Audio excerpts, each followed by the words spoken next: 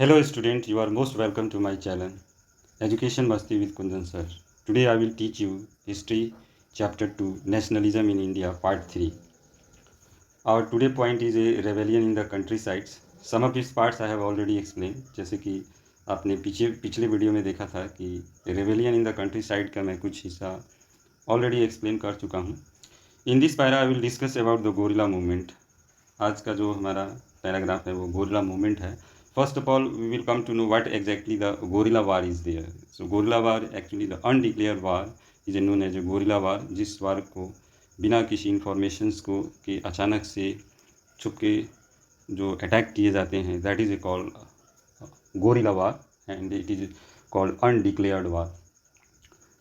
What is the guerrilla movement? This movement was basically protest against forest law. This movement was basically protest against forest law.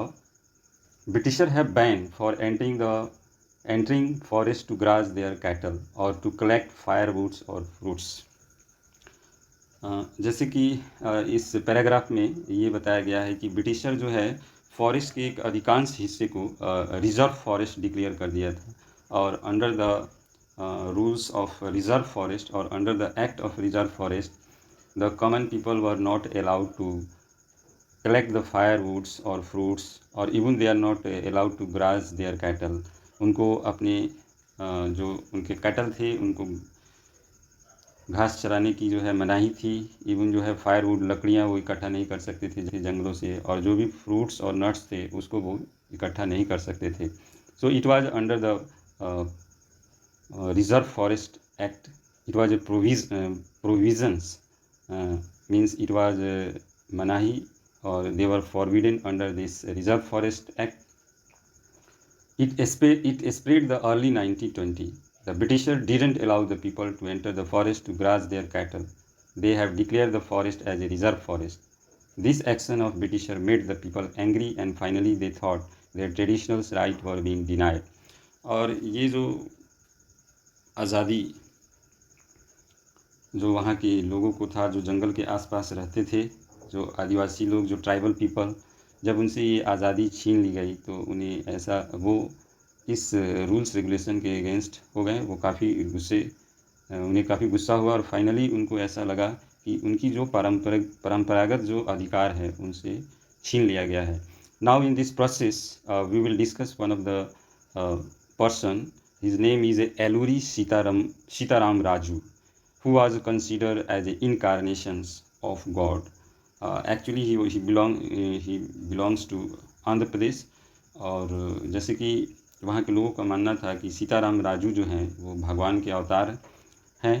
He inspire people to wear khadi and give up drinking. उन्होंने लोगों को खादी कपड़े पहनने के लिए inspire किया और alcohol का पूर्ण रूप से त्याग करने के लिए उनको आगे आने के लिए कहा. He told people we can't get back our country. We can't get back our country without violence. He didn't favor non-cooperation, although he was a fan of Gandhi ji. एलूरी Sitarama Raju यद्यपि वो गांधी जी के बहुत फ़ैन थे लेकिन उनका मानना था कि हम अंग्रेज़ों से जो है अपने देश को आज़ाद नहीं कर सकते जब तक हम वायलेंस का सहारा नहीं लेते. He was not favour of non cooperation movement. Actually उनका मानना था कि नॉन कॉपरेशन मूवमेंट असहयोग आंदोलन के द्वारा अपने देश को आज़ाद कराना संभव नहीं है. He lead to the people to attack police station, kill British official and carried guerrilla warfare to achieving Swaraj. Raju was captured and executed in 1924 and thus he became a folk hero. उन्होंने लोगों का जनता का नेतृत्व किया. Police station के ऊपर attack किया गया जनता के द्वारा जिसका नेतृत्व Sitarama Raju, his full name was Alluri Sitarama Raju ने किया. और इस तरह से बहुत सारे ब्रिटिश ऑफिशियल्स को किल्ड किया गया. Carried a guerrilla warfare to achieving Swaraj. उनका मानना था कि guerrilla warfare is a one of the best approach if we want to get back our country as a independent. And finally जो है राजू को कैप्चर कर लिया गया और उन्हें 1924 में फांसी दी गई. बट इस तरह से राजू जो है अपने ट्राइबल लोगों के बीच अपने लोकल लोगों के बीच एक हीरो बनकर उभरे। Now we move to the next point, that is a non cooperation movement. What exactly the non-cooperation movement is? By name it is a very clear what is the non-cooperation movement. Non-cooperation movement was launched on the 5th September 1920. Non-cooperation means not to cooperate. There was a opinion of Gandhi ji कि directly or indirectly, if the Britisher is ruling India, we are the responsible. We are cooperating Britisher, and because of that they are able to rule our country. And how we are cooperating, he explained the point to the people of India, how we are cooperating, how making the Britisher strong to rule in India. The point number one, buying their goods. We are buying the foreign goods, so we are making them strong financially. Next, joining their policing system, because third fourth of the British police was a part of means Indian were the part of the British police. मतलब चार हिस्से में तीन हिस्से जो है हमारी Indian force थी। तो एक तरह से हम उनको मजबूत कर रहे थे भारत के अंदर शासन करने के लिए, studying in their schools and colleges, और इवन टीचिंग और studying in their school and colleges. उनके स्कूलों में एज ए शिक्षक, एज ए लेक्चरर पढ़ाना, या एज ए स्टूडेंट्स पढ़ना। जो हमारे देश के जो रिच कम्युनिटी के लोग थे वो उनके स्कूलों में पढ़ते थे। तो I hope you people understand कि हम कैसे उन्हें मजबूत कर रहे थे। Doing a trade with British के द्वारा ट्रेड करना। And next point is ICSE exams was conducted, imperial council of civil services. जो हमारे एडमिनिस्ट्रेशन के लिए जो अधिकारी नियुक्त किए जाते थे, तो उस एग्ज़ाम में भी पार्टिसिपेट होना। तो इस तरह से हम उनको मजबूत कर रहे थे। तो गांधी जी को ये आइडिया आया कि हम नॉन कॉपरेट करेंगे। Instead of cooperating we will non cooperate, we will not cooperate them. And then he started the movement non cooperation. Non cooperation means not to cooperate. If we refuse to cooperate British rule, if we refuse to cooperate the British rule will collapse. Gandhi ji का मानना था कि अगर हम उन्हें हर पग पग पे, हर स्टेप पे अगर हम उनको कॉपरेट करना अगर बंद कर दें, तो ऑटोमेटिक जो है ब्रिटिश की रूल जो है कोलैप्स हो जाएगी, और they will be force to leave India.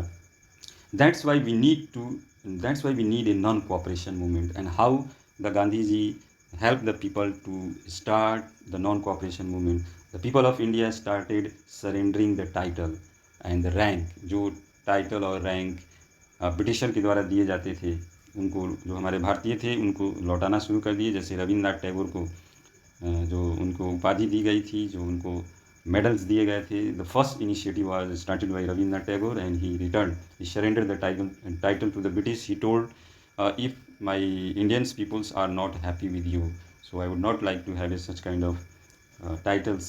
Second, the boycott of civil services. The people of India boycotted the ICS exam, and similarly the schools, colleges were also boycotted. Next, the boycott by a lawyer. Lawyer stop doing practices in the court. तो इस तरह से गांधी जी के सुझाए गए रास्ते पे लोगों ने चला, और पग पग पे हमने उनको नॉन कोऑपरेट किया, means not to cooperate. Now we will discuss some of the questions related to the non cooperations. I hope guys, I hope you understand in the very neat and clean way. So some more explanation I would like to give here. The non-cooperation movement was a mass movement which involved participation from the freedom fighter and public. Factors that lead to the formation of this movement was oppressive policy of Britishers such as the Rowlatt Act and Jallianwala Bagh incident. तो यहाँ पे कुछ मुद्दे disclose होते हैं कि non cooperation movement के पीछे आखिर क्या वजह थी कि गांधी जी ने नॉन कोऑपरेशन मूवमेंट को इतना हाईलाइटेड किया और उसको इतना बढ़ावा दिया. तो इसमें जो दो इशू हैं, that is the very major issue, and that pave the path for the non cooperation movement. और ये दो इम्पॉर्टेंट इशू थे, रॉलेट एक्ट और Jallianwala Bagh incident.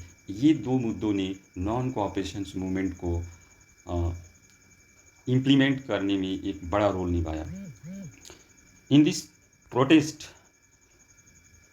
many protesters and civilians were killed. Gandhiji, being a believer of non-violence, was taken aback and decided not to cooperate with the British government. Hence, the non-cooperation movement came into existence. जैसे कि हम आपको पहले ही बताए हैं कि गांधी जी का मानना था कि हम डायरेक्टली और इनडायरेक्टली जो है अंग्रेज़ों की जड़ों को मजबूत कर रहे हैं, क्योंकि हम उनके स्कूल में पढ़ रहे हैं, हम उनके साथ व्यापार कर रहे हैं, हम उनके लिए सिविल सर्विस जो एडमिनिस्ट्रेशन कंट्रोलिंग सिस्टम है उसमें हम काम कर रहे हैं, उनकी पॉलिशिंग सिस्टम में हम एज ए पॉलिश रिक्रूट हो रहे हैं, हम उनके फॉरेन गुड्स जो है उनको परचेज़ कर रहे हैं, हम उनके टाइटल्स और रैंक को भी एक्सेप्ट कर रहे हैं। तो उनका मानना था कि we are accepting them and we are making them strong.